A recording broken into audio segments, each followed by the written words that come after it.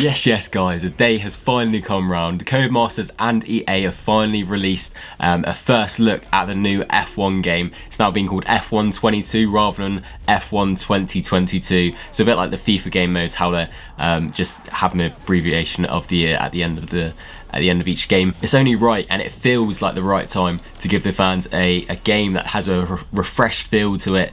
And yeah, I can't wait for July to come around. It can't come soon enough. As you see on screen now, Formula 1 tweeted 3 hours ago that the future is now here, and the game's launching in July 2022.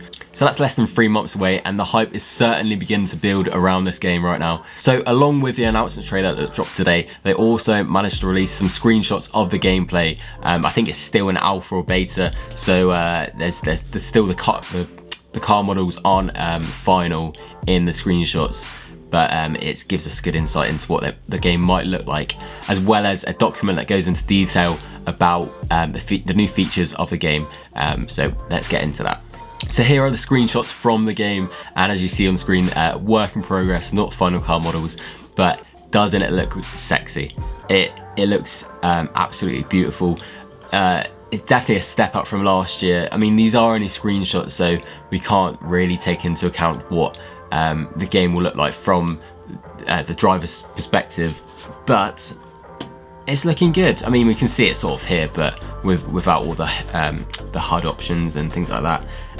And if you go into photo mode as well, the game does certainly enhance a little. So they may just be taking screenshots from the photo mode. We don't actually know, but if it is from the actual gameplay, then it looks very, very good. I really like what they've done with some of the lighting. I think they've really upped the game with the lighting, especially at this sort of dusk time that has been set. I think this round Jeddah, it looks like, as well as like the light bouncing off the cars. I think it looks definitely better than last year for sure. And combined with the new car models, it's whoa. But that's enough about the graphical updates for this video. Let's talk about what other features might be included, what gameplay features might be included in the new game. So the official document that was released along with the announcement trailer reads, EA Codemasters announced F1 22 release date and brand new game additions including F1 Life. F1 22 is going to include the new Miami circuit plus layout changes to the likes of Australia and Abu Dhabi. Now that's something we should have been seeing in the previous game, so I'm glad they're managing to keep updated with that and are going to include it into their new game. But in all honesty, I was really hoping they were going to include it in F1 2021, especially because they ended up releasing like Imola and Jeddah into the game. I was really hoping there'd be like another DLC included where they update the likes of Australia and Abu Dhabi, but that's fine. We're seeing it in this new game. They're also introducing F1 sprint events and the new era of F1 cars with overhauled rules. So that's going to be really interesting to see in your new My Team career modes, where you just have an F1 sprint involved as well. It could really make or break your season, and especially if the new points overhaul is coming into play, where like I think it's all the way down to 8th place is going to get points this season.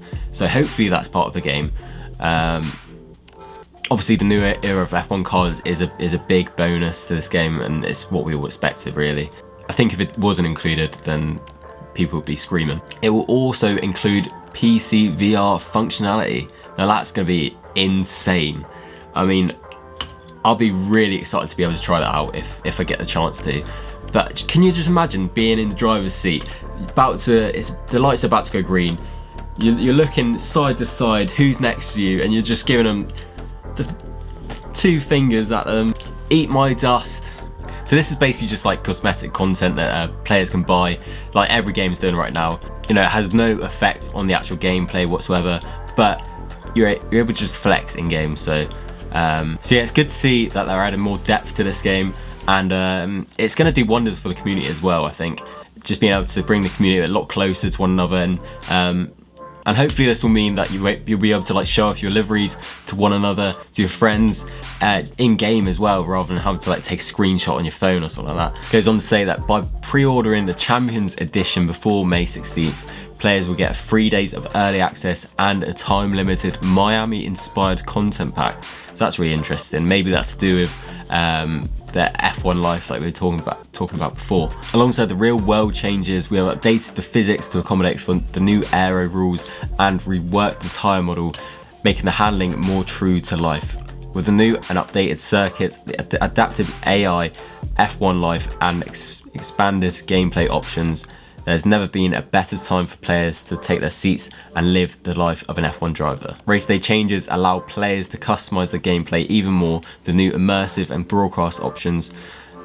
Immersive mode allows players to take on the risk-reward challenges, while broadcast mode includes controlled and authentic cinematics to enhance the action.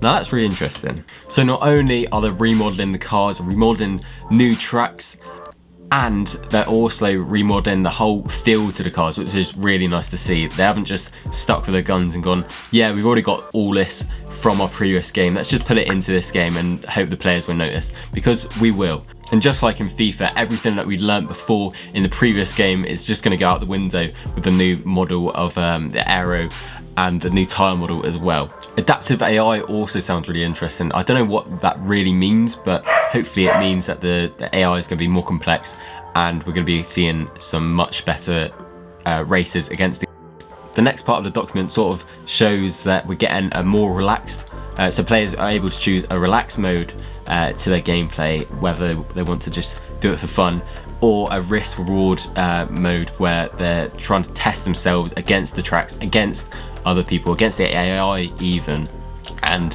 hopefully that you gain some better rewards from it. As it's race day changes, by the looks of things, it's to do with any sort of mode you go into. So this could be my team, it could be the new story mode. I don't know if we're actually getting another part to the story mode in this game. It doesn't actually say anything on here, but I would expect a second part to the story mode, because if you haven't played it, I won't spoil anything, but it did sort of end on a cliffhanger.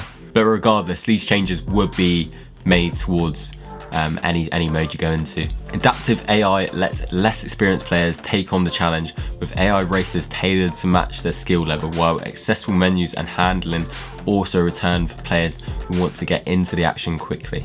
Refreshed practice programs offer more variety this time around too, while My Team returns. Players now given a choice of a starting budget and 3 entry scenarios.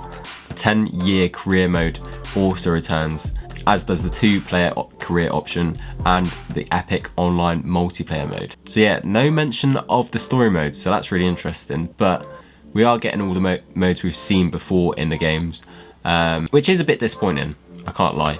But after all, we've had to remodel everything in this game by the sounds of things, and I'd probably expect, obviously this game is a stepping stone for the next game. I think the next game in the edition, so it would be F1 23, I'll probably expect that to have some very interesting features added to it. So a few takeaways from this document: we're getting virtual reality, F1 life, so a whole new a mode to this game basically, and to be able to flex on your friends, opponents, rivals.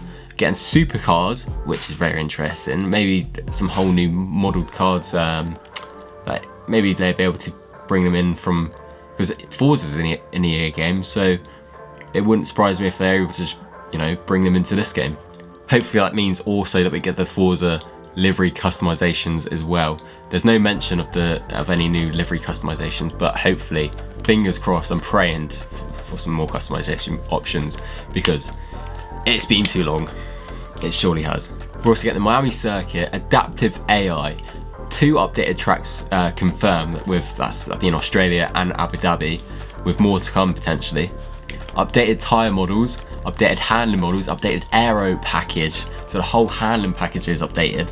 Obviously updated models for the cars, with all like the new unique specializations to them, with Mercedes not having any side pods, Ferrari having these big bulky new gameplay options in the form of broadcast and immersive mode, new practice programs, and new budget options when you start your new My Team. So that's not too bad if you ask me. You can't really be disappointed with everything that they're offering in this game. I think the big thing for this game will be the VR functionality. I could see so many people in the community using that option. It's going to be really interesting to see what people make on TikTok and things like that of it. It's going to be hilarious. But nevertheless, put it in your calendars, July 1st, that's when the game's releasing. I can't wait, I'm sure you guys can't. But thank you guys so much for watching. If you did enjoy this video, hit that like button down below and subscribe whilst you're at it. We're at 100 subscribers on this channel now. Thank you so much. And I didn't even expect to get to this point. But nevertheless, we're aiming for the stars and hopefully 1K by the end of this year. I'm saying it now. So if you haven't already, hit that subscribe button down below.